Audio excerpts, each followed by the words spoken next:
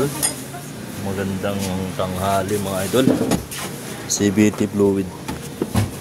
Yan, palit tayo ng CVT 75K Odo. Yan mga idol. Tatanggalin natin yung oil pan nya. Yan, itong pinaka-oil pan nya na yan. Tatanggalin natin yan mga idol.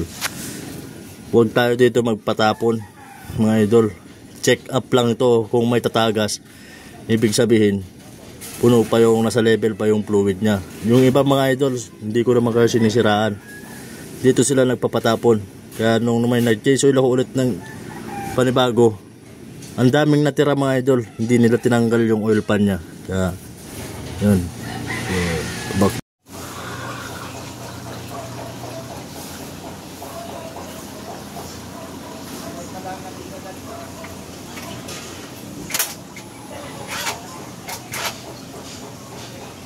Pag maling fluid nalagay dyan, boss, anong nangyayari?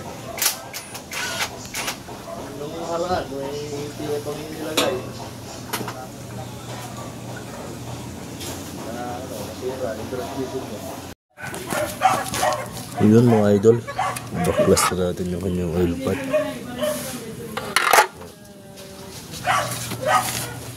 Yung lalim mga idol.